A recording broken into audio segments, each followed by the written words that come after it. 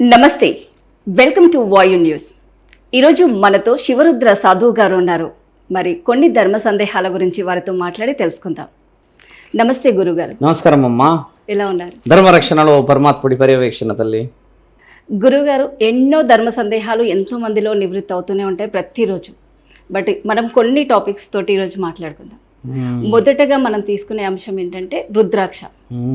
రుద్రాక్ష అనేది ఎక్కడి నుంచి మొదలైంది? అసలు శాసనాల్లో రుద్రాక్ష గురించి ఏం చెప్తారంటే అమ్మ, చాలా మందిని అడిగి చూస్తే అదొక వృక్షం నుంచి వచ్చింది. ఒక గురువు గారికి ఇంకో గురువు గారి మధ్యలో సంభాషణ జరిగిన సందర్భం. రుద్రాక్ష ఎలా వచ్చిందంటే రుద్రాక్ష ఒక చెట్టు.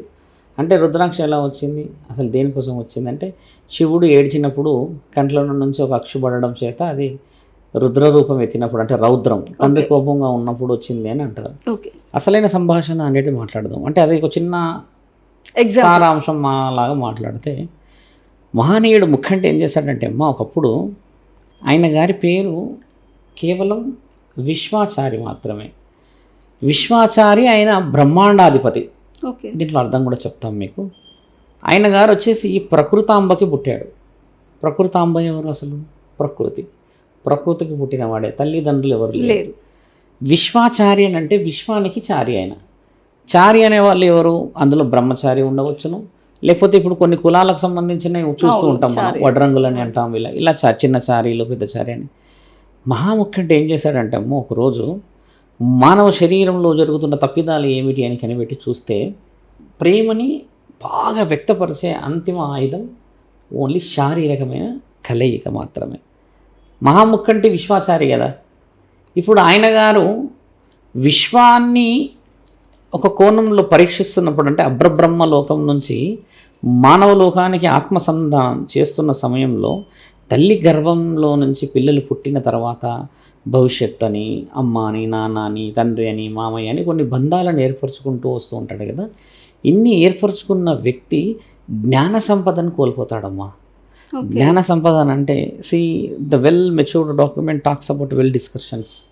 అంటే ఒక వ్యక్తిత్వంలో ఉన్న విషయాలు ఏం మాట్లాడతాయంటే, ఒక వ్యక్తి ఒక వయసులో కామాన్ని అదుపులో పెట్టుకోలేని వాడు లైఫ్ టైం అదుపులో ఉండడు. ఇదొకటి సారాంశం మనం చెప్తూ ఉంటాం. రెండో విషయం మాట్లాడితే అమ్మ, స్త్రీ పురుష కలయిక అనేది పెళ్లి తర్వాతే అని రాసి ఉంది. ఇప్పుడు ఎలా ఉంది చూసారు? అలా వివరణ లేదు. మద్యం, రెండవది శృంగారం. ఈ రెండే నడుస్తున్నాయి ఈ ప్రపంచంలో. మహాముఖ్య అంటే ఏం చేశాడంటే, విశ్వానికి అధిపతినైన నేను కామానికి లోనైతే నేను బలహీనుడవుతా, నేనేం చేయగలను అని మహాముఖ్యంటి ఒక వ్యూహంలో చాలా చాలా చాలా అంటే ఆయన చేసిన ఆ ఫలితం చాలామందికి తెలియాలమ్మా. ముక్కంటి ఇలా ఎందుకు కూర్చుంటాడు కళ్ళు మూసుకొని, ఇట్లా ఎందుకు కూర్చుంటాడు అంటే, ఒక ఆయన కానీ భూతనాథుడు అంటారు, వైద్యనాథుడు అంటారు, పశుపతి అని అంటారు. ఈ పేర్లన్నింటినీ చూస్తుంటే ఏంటంటే, ఏ పేరులో కూడా ఆయన రూపం ఏ రోజు కనబడదు నడిచినట్టు, లేదా ఎవరినో సంహరించినట్టు ఎక్కడ ఎక్కువ లేవు. మనం కొన్ని సినిమాలు చూసే తండ్రి ఉగ్ర రూపం ఇలా ఉంటుంది అనుకుంటాం కదా. మహాముఖ్యంటి త్రిపురాసురులని వధించడం తప్పితే ఆయన ఏ యుద్ధం చేయలేడు ఇంతవరకు. ఆయన కూర్చొని ఉంటాడు ఇట్లా, అంతే. ఇలా కూర్చొని ఉండే ఏం చేస్తాడంటే ప్రమద కళాలని కదిలిస్తుంటాడు, అంతే. అవే లేచి వస్తుంటాయి. అవే ఆ రూపాలు, వీరభద్ర రూపమే కానీ, కాళికా స్వరూపమే కానీ, నరసింహ రూపమే కానీ, విష్ణు రూపమే కానీ, అవ్వంతలు అవి పనిచేస్తుంటాయి. కానీ తండ్రి మాత్రం కళ్ళు తెరవడు. అంటే ఆయన కూర్చున్న స్థితిలో కామాన్ని గెలిచాడు అని అర్థం. ఎలా గెలిచాడు? 9 గ్రహాలు ఉంటాయి. 9 గ్రహాలను ఏం చేస్తారంటే మహాముఖ్యంటి ఇలా కూర్చొని ఉన్నప్పుడు ఏం చేస్తారంటే అమ్మ, దాన్ని రివర్స్ తీసుకొస్తాడు పైకి. మనం చూస్తుంటాం ఇట్లా, దాన్ని చక్రాలు ఒకటి ఒక్కొక్క గ్రహం పేరు రాసిస్తుంటాయి. ఇక్కడ దాకా వస్తాడు. తండ్రి మెదడు మీద కూడా ఒక చక్రం ఆగి ఉంటుంది, ఒక గ్రహణం. అయితే మానవుడు ఏం చేస్తాడంటే ఇక్కడి నుంచి కిందికి దిగజారుతాడు. గమనించండి, తండ్రి ఏం చేశాడు? దిగజారేతనాన్ని పైకి తెచ్చేసి దాన్ని ఏం చేస్తాడంటే కామాన్ని, క్రోధాన్ని, ఆయన యొక్క వ్యూహాన్ని అన్నిటిని తీసుకొచ్చి దాని యొక్క జ్ఞాపక శక్తిని ఇక్కడ పెట్టి, మీకంటే నేను జ్ఞానవంతుడని 3వ కన్ను ద్వారా రుజువు చేశాడు. If you believe or not believe అమ్మా, we have also 6th sense. మనకుంటాయి 6th సెన్స్. అందుకని తండ్రి కన్ను ఇలా ఉంటుందమ్మా, పైకి ఉంటుంది. అంటే మనం చూసేదానికంటే భిన్నంగా ఉండి కొంచెం ఓపెన్ చేసి క్లోజ్ చేసినట్టు ఉంటుంది. ఇలాగా తెల్ల గుడ్డు కనబడి చల్లగా నల్ల గుడ్డు కనబడుతుంది. అంటే తండ్రి ఏం చేయగలుగుతాడంటమ్మా, మీ యొక్క, అంటే మన యొక్క సాధువులైనా సత్పురుషులైనా ఎవరైనా మానవులే కాబట్టమ్మా, ఒక వ్యక్తి దగ్గర ద్వేషం, శత్రుత్వం, దుఃఖం, కామం, పగ ఈ 5 కలిసి మానవ శరీరం మొత్తం నాశనం చేసుకుంటారు. బాగా గమనించండి. అలా అయినప్పుడు తండ్రి ఏం చేస్తాడంటే చెప్పి చెప్పక విని వినబడక మనకి చూసి చూడనట్టుగా ఉండడానికని నేను చూస్తున్నాను కొన్ని విషయాలు, మొత్తం 3వ కన్ను తెరిస్తే ప్రళయం రావచ్చును లేదా ఇంకేదైనా స్తంభించవచ్చునని తెరిచి తెరవలేక ఉన్నాడు అనేది ఒక నిర్ణయం. అయితే మహాముక్కంటి కామాన్ని గెలిచిన తర్వాత సతీదేవి చెప్పిన మాట వినకుండా దక్షుడు చేసిన మహాయజ్ఞానికి వెళ్తుంది. దక్షుడు ఏంటంటమ్మ పెద్దవాడు, అప్పటికి పార్వతీమాతకు పెళ్ళి అవుతుంది. అగ్నిహోమం జరుగుతున్నప్పుడు అందరు ఋషులు వచ్చి కూర్చుంటారు. దక్షుడు వస్తుంటాడు అక్కడి నుంచి. దక్షుడు అంటే పెద్దోడు, పైగా శివుడికి మామ అని అందరు లేచి నమస్కారం పెడుతూ ఉంటారు. శివుడు మాత్రం లేవడు. ఎందుకంటే శివుడు అక్కడ కూర్చొని ఆ హోమం అనేది ఏంటంటమ్మా కూర్చుంటే లేవకూడదు, మీకు కూడా తెలిసిందే కదా. అలాంటిది మహాముఖంటే ఏం చేస్తాడంటే ఆయన వచ్చినప్పుడు కూడా ధ్యానంలోనే ఉండి ఆ హోమానికి సంబంధించిన పని చేస్తూ ఉంటే దక్షుడు వచ్చి ఇలా చూస్తాడు.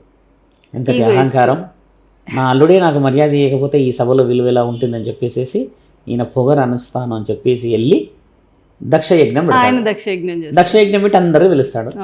తండ్రిని పిలువడు.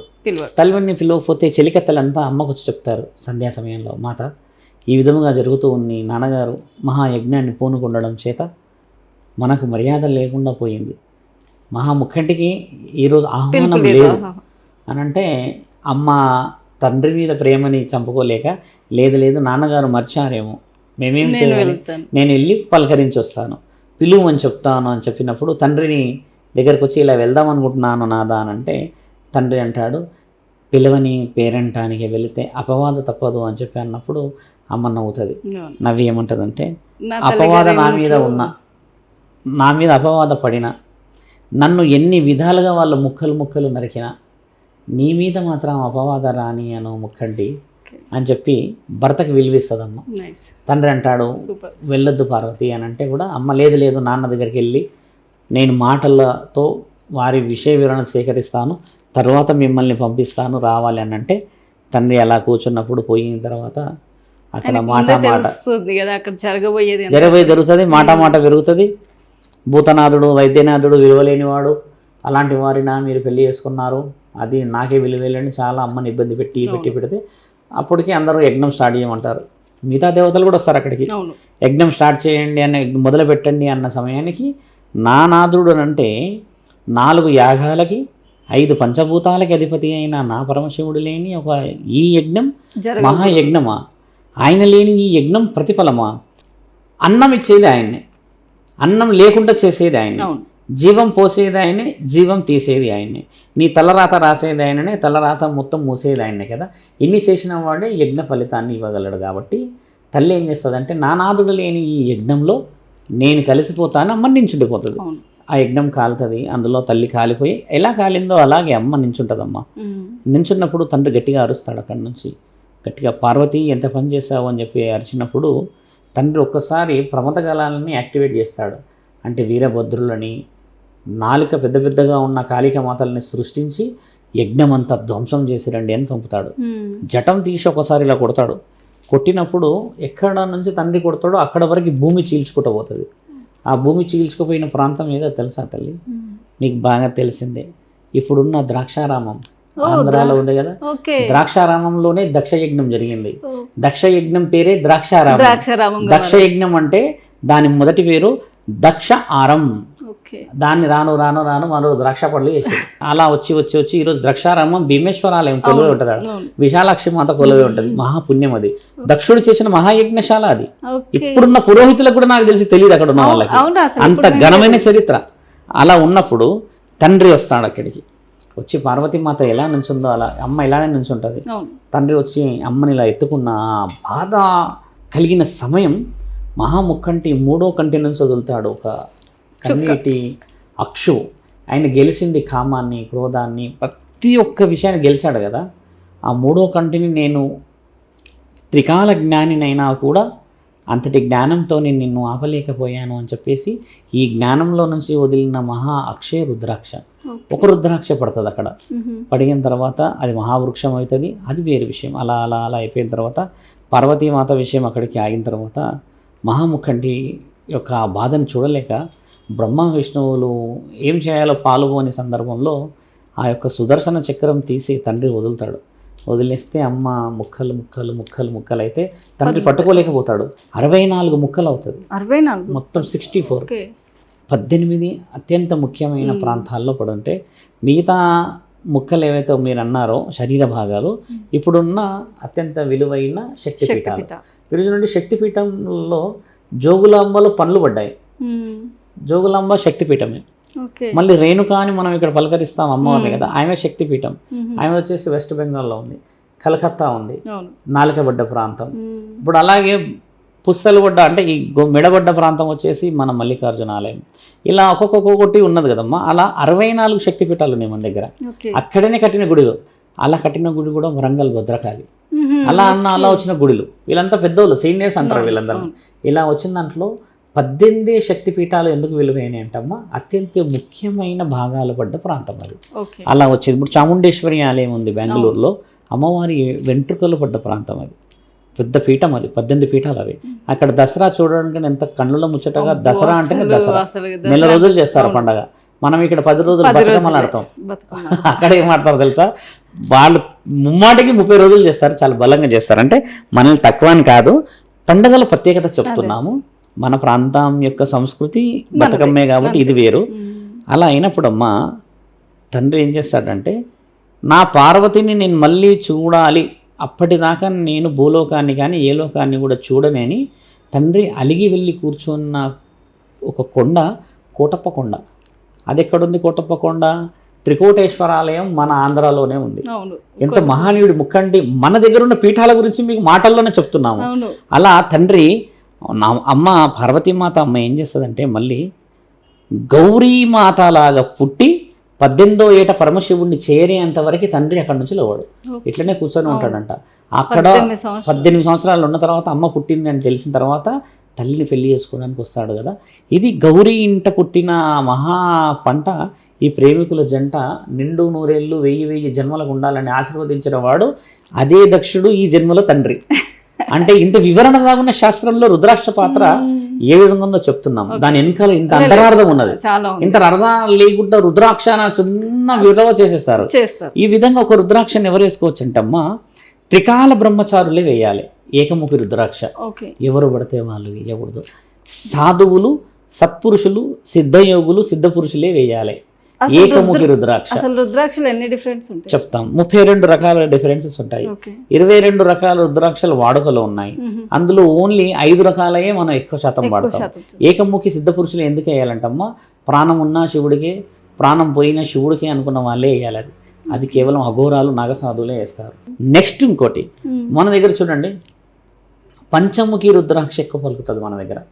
పంచముఖి రుద్రాక్ష అర్థం ఏం తెలుసా అమ్మ, పాండవులు ఎంతో విలువైన జీవితాన్ని చూస్తారమ్మా.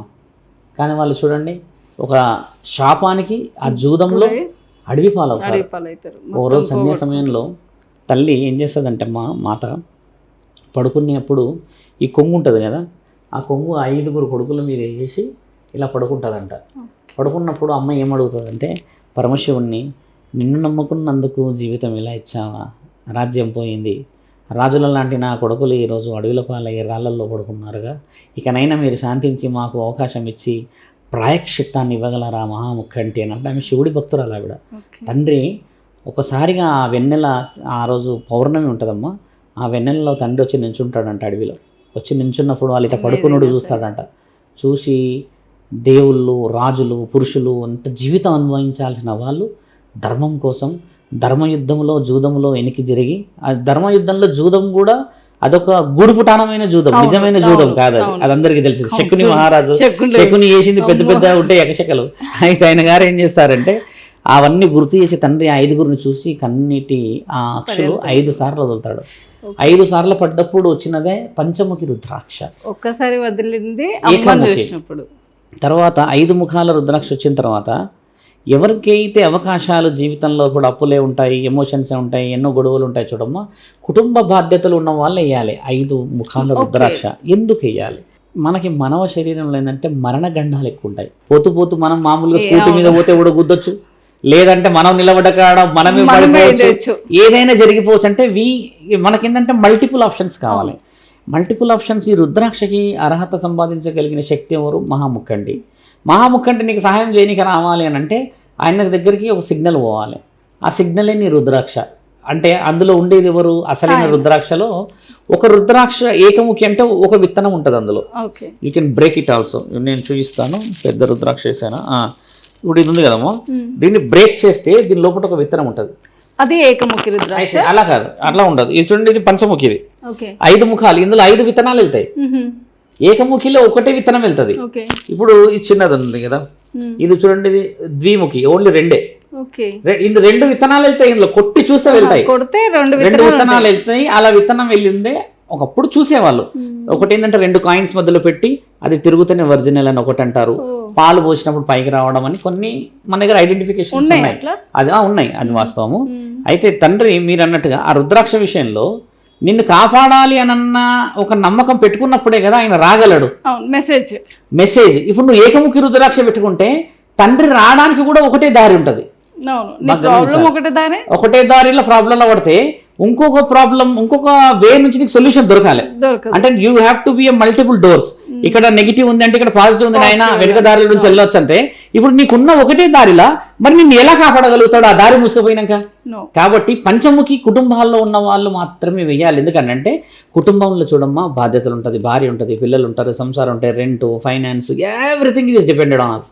అందుకని ఏం చేస్తామంటే అమ్మా, ఆ రుద్రాక్ష వేసుకోవడం వల్ల you can get a multiple ways. అవకాశం ఒకటి పోతే ఇంకొకటి. పెద్దనాన్న అప్పు ఇయ్యలేడు అనుకుందాం, చిన్నాన్న ఇస్తాడేమో, చిన్నాన్న వద్దంటే ఇంకొక మన స్నేహితుడు ఇస్తాడేమో. అంటే ఫైనాన్స్ అనే డిపెండెన్సీ ఎవరి కోసం? నీ కుటుంబం కోసం. అంటే ఫీజుల కోసమో, లేకపోతే ఇంకేదైనా ఆర్నమెంట్కో, పెళ్లి చూపులే ఉంటాయి, లేదంటే ఇంకేదైనా ఆరోగ్య పరిస్థితులు ఉంటాయి కదమ్మా. అది న్యాయమైన నిర్ణయమైనది. కాబట్టి పరమాత్ముడు 5 పంచముఖాలు చేసుకోవడానికి అర్థాలు ఇచ్చాడు అక్కడ. ఈ ప్రాణం ఉన్న ఆయనకే, ప్రాణం పోయిన ఆయనకే. కాబట్టి ఆ రుద్రాక్షతోని శరీరానికి విలువయ్యాలి. రుద్రాక్ష వేసుకున్నప్పుడు ఆ విధంగానైనా పరమశివుణ్ణి చేరతారేమో అని ఒక వ్యూహం. అది స్వార్థమే అనుకోవచ్చును. ఇప్పుడు ఇలా తలపైకి పెట్టుకొని ధ్యానం ఎందుకు చేస్తారంటే ఇది వచ్చేసి బ్రహ్మ కపాలం అంటారు దీన్ని. ఇది బ్రహ్మరంధ్రం అంటారు దీన్ని. నవరంధ్రాలతో పాటు మనకి 2 రంధ్రాలు ఉంటాయమ్మా. ఒకటేమో ఇది బ్రహ్మరంధ్రం అంటే మాడు. మన దగ్గర చిన్నపిల్లల నూనె పోసి ఒకటే రుద్దుతాం. ఇది మాడు. పుట్టినప్పుడు మాత్రం మెత్తగా ఉంటుంది. అంతకు ముందుకు ఏముంటుంది అంటే అమ్మా, ఇది ఓపెన్ ఉంటుంది లోపల, శరీరం లోపల ఓపెన్ ఉంటుంది. గర్భంలో ఉన్నప్పుడు ఓపెన్ ఉంటుంది. నువ్వు డెలివరీ అయ్యే సమయానికి అది కూడుకుంటుంది ఇలాగా. ఆ తర్వాత బేబీ ఫస్ట్ బయటకు వస్తాడు, తలనే వస్తాడు, మాడు ఉండదు. లోపల నుంచి ఫస్ట్ ఇట్లా ఇట్లా ఫార్మింగ్ బేబీ లెగ్స్, తర్వాత హ్యాండ్స్ అన్ని ఫార్మేషన్ అయినాక లాస్ట్ డెస్టినేషన్ ఇస్ దిస్. ఇదేంటంటే ఇక్కడ నీ ఆత్మను కొలువు చేసి మూసేస్తాడు. ఇప్పుడు శుద్ధ పురుషులందరూ ఇలా తలపైకి పెట్టి ఉండడానికి గల కారణం ఏంటంటే అమ్మా, ఇందులో నుంచి ఆత్మ బయటికి పోతుంది. అందుకే ఈ నాగసాధువులు, అఘోరాలు కళ్ళు ఎప్పుడు కూడా మూసుకొని తల పైకి పెట్టుకొని ఉంటారు ఇలాగ. ఇక్కడ నుంచి వాళ్ళు పరమాత్ముడి యొక్క చరణాల దగ్గర ఆత్మని కొలువు చేస్తారు. ఖచ్చితంగా వెళ్తుంది ఇదే దారిగా. మనకి ఎలా తెలవాలంటే అమ్మా, ఇక్కడ ఆత్మ కొలువు అయినట్టు చనిపోయిన వ్యక్తి తల పగలేదాకా నిలబడతారు. ఎందుకంటే కపాలం పగిలితే పరిపూర్ణం అయిపోయింది, ఈ శరీరం ఇంకా కాలిపోయిందని అర్థం. దాంట్లో కొన్ని అర్థాలు దాగుంటాయి. గర్భం లోపట అమ్మ నాభి రంధ్రం ఉంటుంది మనకి గర్భం లోపట. మొత్తం ఎన్ని అయినాయి? 11 రంధ్రాలు అయినాయి కదా. మాట్లాడుకునేది వాడుకలు మాత్రం 9 ఉంటాయి. కనబడేటి ఇవన్నీ. ఇంకా 2 మీకు చెప్పింది ఏంటంటే ఇవి దైవాధీనమైన పనులు. ఒకటేమో సృష్టి ప్రారంభానికి, ఒకటేమో సృష్టి అంతానికి. ఈ 2 కనబడనీయడు పరమాత్ముడు. ఇలా రాసిన దాంట్లో మీరు అడిగిన విషయ వివరణలోకి వచ్చి మాట్లాడితే 7 ముఖాల రుద్రాక్ష వచ్చేసి మన్మధుడి రుద్రాక్ష అంటారు.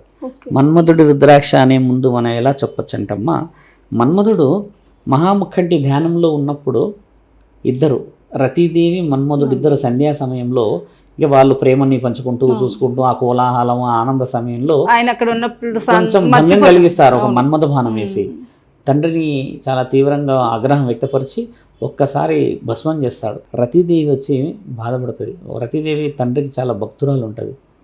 మహనీయ, మీరు ఇచ్చిన ఈ జీవితమే కదా, మన్మధుడిని మీరు ఈ విధంగా ఒకసారి కాల్చేసేస్తే ఆ బూడిద చూడడానిక మీరు నన్ను నిండు సౌభాగ్యవతని ఆశీర్వదించారు. మీరు నిండుగా ఉండాలని నన్ను ఆశీర్వదించి ఓ జన్మలో, ఈ జన్మలో నా పెన్విటిని తీసుకెళ్తారా, విధవరాలిగా నన్ను చూడగలరా అన్నప్పుడు ఆమె పడే ఆ బాధ తండ్రి చూడలేకపోతాడు. అంటే ఇలా బంధం 7 జన్మలు కలిసి ఉండాలని ఆశీర్వదించినందుకు తండ్రి 7 కన్నీటి అక్షలు వదులుతాడు అక్కడ. వదిలినప్పుడు 7 ముఖాల రుద్రాక్ష పుడుతుంది. ఆ 7 ముఖాల రుద్రాక్షని ఇప్పుడు ఎక్కువ శాతంగా సర్పదోషాలు ఉన్న వాళ్ళు, పురుషులలో కానీ స్త్రీలలో కానీ, పెళ్ళిళ్ళు కాని వాళ్ళు, పిల్లలు కాని వాళ్ళు, భార్యాభర్తల మధ్యలో ఎక్కువ శాతంగా గొడవలు, చిన్న చిన్న వాటి చిరాకులు ఉంటాయి చూడండి, వాళ్ళు 7 ముఖాల రుద్రాక్షలు వేయాలి. దాన్ని సప్తముఖి అని అంటారు, అంటే 7. ఇలా వివరణ ఎంత బాగుంది. తర్వాత అష్టముఖి ఉంటుంది. అష్టముఖి రుద్రాక్ష చాలా విలువైనది. యాక్చువల్లీ మా దగ్గర అష్టముఖి రుద్రాక్ష ఉన్నది. ఎంతలో ఉన్నది ఎక్కడున్నదో చూపిస్తాము. ఇదిగోండి. అయితే అష్టముఖి రుద్రాక్ష ఏంటంటే ఈ అష్టముఖి రుద్రాక్ష ప్రత్యేకత ఏంటంటే మహాముఖంటి పార్వతీమాత స్నానం ఆచరించే సమయంలో వినాయకుడిని ద్వారపాలకుడిలాగా పెట్టినప్పుడు తండ్రి ఆవేశంతో తల లేపేస్తాడు. తల లేపేసినప్పుడు అమ్మ చాలా ఆవేశానికి గురై చాలా చాలా బాధపడినప్పుడు అందరు కలిసి వచ్చి దేవాది దేవతలు అడుగుతారు, ఏది నాయన ఇలానా, కన్న తండ్రి ఈ కన్న కొడుకుని ఇలాగా అలాగా ఎన్నో వివరణలు అన్ని చెప్పినప్పుడు ఆ జరుగుతున్న ఆ సమయం అమ్మ ఏతుంటుందో అష్ట అన్నమాట. అంటే అష్టశక్తులను సిద్ధిపరచుకోవడానికని సిద్ధి బుద్ధి కలిగిన మహానీయుడు గణేశుడికి ఏం చేస్తాడంటే, మీరు వెళ్ళి ఆ ఉత్తరముఖంలో ఉన్న ఒక జంతువుని ఏదైనా కానీ అటువైపు ముఖం పెట్టిన మనిషిని కానీ తెండి అని అంటే ఆయన గారు ఉండరు అక్కడ. రాజవ్యూహం ఏందనంటే అక్కడ గజాసురుడు ఉంటాడు. ఈ గజాసురుడు వచ్చేసి స్వయాన శివభక్తుడు. గజాసురుడు శివభక్తుడు అవ్వడం చేత గజాసురుడికి ఒక వరం ఏముంటుందంటే, నేను నీతోనే ఉండాలి, నువ్వు కాకపోతే నాకు జీవితం వద్దు, నేను ఎప్పుడు నిన్ను చూడాలి, నీ పేరుతో పాటు నా పేరు విలువ రావాలి అని ఒక జన్మలో కోరుకుంటాడు. కోరుకున్నప్పుడు గజాసురుడిని ఏమంటారంటే, అలా నీకు పేరు రావాలంటే నీ తల తీసేస్తారు గజాసుర అంటే, తల తీసేసినా పర్లేదు నాకు అని నేను వినాయకుడి పండుగ వచ్చినప్పుడు చెప్తాను మీకు మళ్ళీ. ఆ వివరణ చెప్పినప్పుడు తండ్రి ఏం చేస్తాడు, ఈ సమయంలో గణేశుడు తల తీసేస్తే అక్కడ గణేశుడు ఆ గణనాథుడి తల 2 రీప్లేస్మెంట్కి ఇద్దరికి వాల్యూ అవుతుంది. ఆ సమయం వచ్చేసి అష్ట. ఈ అష్టముఖి రుద్రాక్ష వేసుకోవాల్సిన వాళ్ళు ఎవరంటామో ముఖ్యంగా వినాయకుడికి వ్యాపారము మరియు ఈ ఇండస్ట్రియలిస్టులు ఉంటారు చూడండి. ఈ వ్యాపారం అంటే ఇండస్ట్రీ అనుకోండి, ఏ ఇండస్ట్రీ అయినా ఈ వ్యాపారంలో ఉండే వ్యక్తులు అష్టముఖి రుద్రాక్ష వేయాలి. ఎందుకు వ్యాపారం స్వామి అని అంటే, ఈయన గారు కలిగించేది వినాయకుడు, కార్యసిద్ధి వినాయకుడు కాబట్టి ఆయనకి గుర్తు అష్ట. గజాసురుడు అనేది లేదు ఇప్పుడు, ఏనుగు ప్రస్తావన లేదు ఇక్కడిగా. ఏనుగంటే గణేశుడు, గణేశుడు అంటే ఏనుగు. ఒకప్పుడేమో గజాసురుడు వేరు, ఒకప్పుడు గణేశుడు వేరు. వీళ్ళిద్దరు పూర్తి నామాలు వచ్చేయడం చేత ఈ రుద్రాక్షలు ఎక్కువ నామంలో ఉన్నాయి. ఇప్పుడు చూడండి, నవముఖి రుద్రాక్షలు ఉన్నాయి. నవముఖి రుద్రాక్షలు వేయాల్సిన వాళ్ళు స్త్రీ ఉపాసకులు వేసుకోవాలి. కాళీ ఉపాసకులు, తర్వాత దేవి ఉపాసకులు ఉంటారు. అమ్మవారిని పూజించే వాళ్ళు ఎవరైనా వేసుకోవచ్చు. ఇప్పుడు ఇంకో విషయం ఏంటంటే అన్ని కలిపేసేసుకుంటున్నారు. ఇప్పుడు నేను చూడండి అన్ని కలిపేసుకున్నాను ఇందులో. ఇప్పుడు ఇక్కడ చూడండి స్వర్ణం ఎలా ఉంటుందంటే మనిషి శరీరం అదే కదా. కాబట్టి ఇప్పుడు రుద్రాక్షలకి విలువ ఏడుంది, విలువ ఏంటంటే నేను ఎన్ని వేసుకున్నా, నేను ఏంటంటే 1100 రుద్రాక్షలు వేస్తా. ఎందుకంటే ఇది నా నామంతో కూడింది కాబట్టి ఇది 1100 రుద్రాక్షలు మొత్తం 1100. నేను ఏంటంటే అభిషేకం చేసినప్పుడు నేను 1100 రుద్రాక్షలు వేసుకోవడం చేత ఇది గురువు పరంపరలో నాకు వచ్చింది. 1100 వేస్తాను నేను రుద్రాక్షలు. మిగతా వాళ్ళు 1 వేసుకుంటారు, 2 వేసుకున్న వాళ్ళు ఉన్నారు, 2 దండాలు 3 దండాలు వేస్తాను. నేను ఏంటంటే అక్షరాల 1100 ఉంటాయి నా దగ్గర ఉన్న ఈ రుద్రాక్షలన్నీ. అంటే కొన్ని వివరణలతో వేసుకున్నాం. అలా 5 వాడుకలలో ఎక్కువ శాతం వాడతారు. ఒక్క వ్యక్తి పంచముఖి వేసుకోవడమే శ్రేయస్కరం. మన శాస్త్రం అమ్మ అంకెలతో దాగబడి ఉంది కాబట్టి మనం ఒక రుద్రాక్ష వేసుకోవట్లేదు ఇక్కడ, సంస్కృతి విలువలు వేసుకుంటున్నాం. రుద్రాక్ష వేసుకోవట్లేదు ఇక్కడ, మన సాంప్రదాయ గౌరవప్రదమైన నిర్ణయాలను వేసుకుంటాం. ఒక రుద్రాక్ష వేసుకోవట్లేదు ఇక్కడ, మహాముక్కంటి శరీరంలో నుంచి పుట్టిన అణువులమని చెప్పి తెలియకుండానే వేసుకుంటున్నాం. ఆయన శరీరంలో భాగం మనమని. ఇంత విలువైన రుద్రాక్షలు కేవలం రుద్రాక్షలు అయినందుకు బాధ అవుతుంది. ఒకప్పుడు రుద్రాక్షలమ్మ వేలం పాటలు కొనేవాళ్ళు. ఇప్పుడు చూసారా రుద్రాక్షలు 50,000కి 100,000కి వచ్చేస్తున్నాయి. ఒకప్పుడు వేలం పాటలు వచ్చేటివి. దీన్ని పాశ్చాత్య దేశస్తులు, మన సంస్కృతి మీద గౌరవం లేని కొందరు మూర్ఖులు ఈ రుద్రాక్ష వేసుకున్నవాడు మంచోడు అవుతాడంట, ఈ రుద్రాక్ష వేసుకున్నవాడు శివభక్తుడు అవుతాడంట, ఈ రుద్రాక్ష వేసుకున్నవాడు సంసార సౌభాగ్యాన్ని గెలుస్తాడంట అని కనిపెట్టి దీన్ని చులకన చేశారమ్మా. ఇది చీప్ అయిపోతే దీనికి వాల్యూ రాదు. ఇది కాస్ట్లీ ఉంటే వాల్యూ వస్తుందా కదా. దీన్ని కాస్ట్లీ నుంచి చీప్ చేసిన మహనీయులు మన భారతదేశంలో ఉన్నారు. ఓకే, మన కానీ భారతీయులు. ఇది ఎప్పటికీ చీప్ కాదు, చీప్ కాదు, ఎట్టి పరిస్థితులు కాదు. ఆయన కంటి నుంచి పడ్డ రుద్రాక్షలు ఇప్పుడు నా దగ్గర నుంచి ఆస్తి తీసుకుపోతావేమో, మంచి టాక్ ఇది. మీ దగ్గర అన్ని తీసుకుపోతా, ఆస్తులు అంతస్తులు, మీ దగ్గర ఉన్న పేపర్లు నగలు అన్ని తీసుకెళ్తా, అన్నీ తీసుకెళ్ళిపోతా. నీ తలరాతను తీసుకుపోగలనా? అస్సలు. కాబట్టి ఏంటంటే మనిషి నమ్మాల్సింది రాతని. నేను చాలామందికి ఏం చెప్తా అంటే, చాలామంది స్నేహితులు మోసం చేశారు, చాలామంది తీసుకున్న వాళ్ళు, డబ్బులు తీసుకున్న వాళ్ళు అది ఎవరు ఇవ్వలేరు. నేను ఏమనుకుంటానంటే, ఇంట్లో సందర్భం వచ్చినట్టు ఏం చేసినప్పుడు నా తలరాత తీసుకుపోలేడు కదా అని అంటే ఇంట్లో ఇక ఇది ఒకటే తక్కువ ఉంది అని చెప్పి గమన పడుకుంటారు. నిజమైన రాత తీసుకుపోయి రాదు, ఇవన్నీ తీసుకుపోయి ఎన్నేళ్ళు బాగుపడతాడు కాదమ్మా. వాళ్ళ రాతలో దొంగ అని రాసి ఉంటే మన రాతలో పుణ్యం అని రాసి ఉంది. చూసారా, దొంగవాడు పుణ్యం ఉన్న దగ్గర తీసుకుపోతున్నాడు, చూసారా. కాబట్టి ఇందులో నెగిటివిటీ అనేది చేయకూడదు, పాజిటివ్. అంటే నిజం ఏంటంటే, ఇప్పుడు అందరికీ డబ్బులు అవసరం ఉండేసరికి మనం తక్కువ అవుతున్నాం అంతే అమ్మా. మనం నిజమైన మంచితనం అనేది తెచ్చేస్తే దేవుళ్ళు వచ్చేసినట్టే. దేవుళ్ళు వచ్చిన లోకంలో బాధలు ఉంటాయి, బాధలు ఉండవు. కాబట్టి ఏంటంటే ఇంకా దేవుళ్ళు రాలేదు కాబట్టి మామూలు బాధలు లేవు మనకి. ధర్మం రక్షతి రక్షత. చూశారు కదా, మనకున్నటువంటి ధర్మ సందేహాల గురించి ఎంతో చక్కగా వివరించారు శివరుద్ర సాధు గారు. మరి ఇది ఈనాటి కార్యక్రమం.